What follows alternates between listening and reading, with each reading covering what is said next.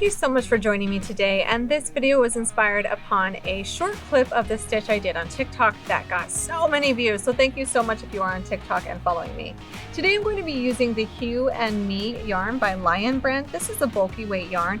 I like using a bulky for stitch examples just because you can then see it and see the stitches that I'm doing. But you can choose any yarn you want in any weight, just make sure you have a hook that works well with that yarn. For today, I will be using a bit of a bigger hook. So this is the M hook 8mm hook from Purls. It's a streamline hook. And then if you want some scissors and a tapestry needle, if you wanted to keep your sample and make it into something. So let's get started. For this stitch video, I'm going to start by making a slip knot and placing it on my hook. Then we will chain an even amount of stitches. So you can really choose how large you want to make this project.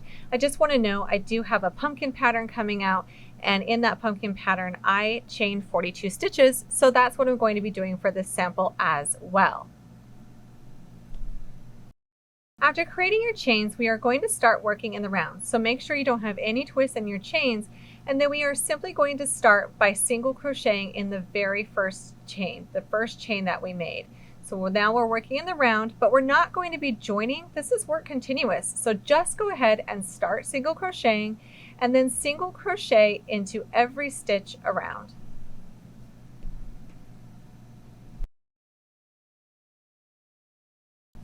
Now that we've completed single crocheting in each stitch around, it's time for us to start our pattern repeat. This next round will be our repeat for every round after this. We are not going to be joining, we're working continuously. So in our very first stitch of this round, we are simply going to be working in the back loop only. So not both the loops, but the back loop only, and creating a single crochet. The next stitch will be a split single crochet, and that's where you see the V on the front. We're going to go right in the middle of that V. Now we will also have a V on the back, but we're going to split the stitch by going right in the middle of these two post fronts that make that V.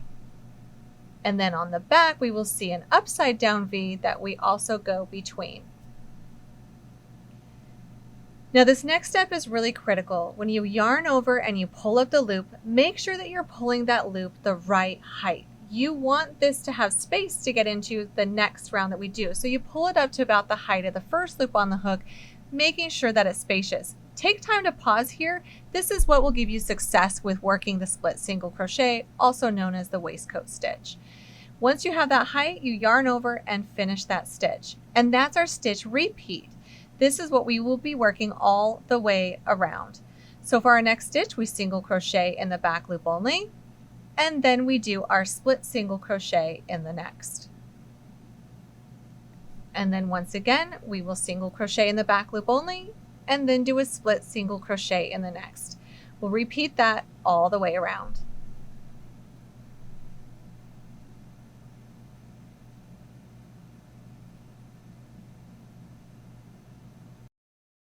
Now, as you continue to work this stitch pattern, it really comes to life the more rounds that you do. So I wanted to show you a few more rounds here. I'm still simply doing the single crochet in the back loop only, and then the single crochet split stitch, and rotating those two stitches, always placing them in the same as the round below, creates this beautiful knit-like stitch. It looks like a knit and a purl stitch in knitting, but this is crochet. I will mention the stitch does not have the stretch like a knit ribbing does. It's a very flat fabric, so it's great for garments, home decor, and anything else.